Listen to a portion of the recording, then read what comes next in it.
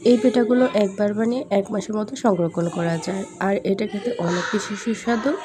সামান্য কিছু উপকরণ দিয়ে এই পিঠাটা তৈরি করা হয়। চলুন মূল রেসিপি শুরু করা যাক। ভিডিওর শুরুতে একটি লাইক দিয়ে দেখা শুরু করবেন এবং ভিডিওটি শেষ পর্যন্ত কন্টিনিউ করবেন। আমি একটি প্যানে নিয়ে নিচ্ছি 1.5 কাপ পরিমাণ গরুর দুধ। দুধটা আগে থেকে জাল করে নিয়েছি। এখন দিয়ে দিব 1/2 কাপ পরিমাণ চিনি এবং 1/2 কাপ পরিমাণ নারিকেল কোড়ানো।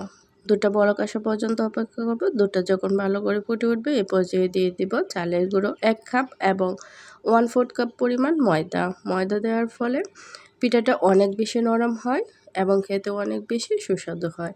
ময়দার সাথে দুধটা ভালো করে মিশিয়ে একটি প্লেটে ঢেলে নেব। যখন একটু ঠান্ডা হয়ে যাবে সেই পর্যায়ে ভালো করে মাখিয়ে নেব। একদম গরম থাকা অবস্থা মাখাতে যাবে না, তাহলে হাত পুড়ে যেতে পারে। যখন সামান্য পরিমাণ গরম থাকবে সেই অবস্থা ভালো করে মাখিয়ে নিতে হবে। এটা যত বেশি মাখাবেন তত বেশি পিঠাটা সফট হবে। এখন ছোট ছোট করে লেচি কেটে নেব।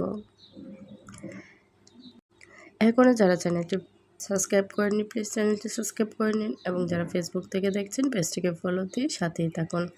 ছোট ছোট করে লেচি কাটা হয়ে গেলে হাতের সাহায্যে একটু লম্বাটে করে নেব। এখন একটি কাঁটা চামচ দিয়ে উপরে একটু স্পেস করে নিচের দিকে আরও একটি কাঁটা চামচ দিয়ে স্পেস করে নেব। তাহলে দেখবেন দুই পাশে অনেক সুন্দর একটি ডিজাইন হয়ে গিয়েছে। আপনারা চাইলে কিন্তু এটা অন্য কোনো নকশা করে নিতে পারেন। অনেকে এই পিঠাটা কলার গাছের খোসা দিয়েও করে নেয়, তো শহরের এলাকায় এগুলো পাওয়া যায় না, তাই চামচ দিয়ে আজকে করে নিচ্ছি। শীতের মধ্যে কিন্তু এই পিঠাটা বানিয়ে আপনি অনেক দিন পর্যন্ত সংরক্ষণ করে নিতে পারেন। তো সবগুলো পিঠা এভাবে করে বানিয়ে নেব। এখন একটি প্যানে পর্যাপ্ত পরিমাণ তেল গরম করে নিচ্ছি। তেলটা যখন গরম হয়ে আসবে সেই পর্যায়ে পিঠাগুলো ছেড়ে দেব। পিঠাগুলো ছাড়া হয়ে গেলে 1 মিনিটের মতো ভেজে নেব। 1 মিনিট ভাজার পর এক পাশটা উল্টিয়ে নেব।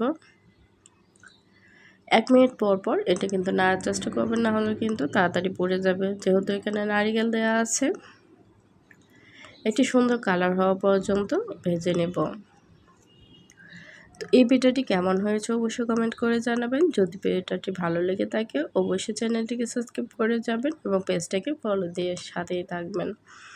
অনেক সুন্দর একটি কালার চলে আসছে এবং পিঠাগুলো অনেক বেশি ক্রিস্পি হয়েছে। এখন একটি ছাঁকনির সাহায্যে চুলা থেকে নামিয়ে নিচ্ছি।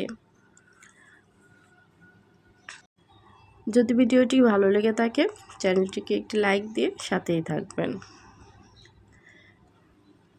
একটি কমেন্ট করে যাবেন কেমন হয়েছে। এতক্ষণ ভিডিওটি দেখার জন্য সবাইকে অসংখ্য ধন্যবাদ।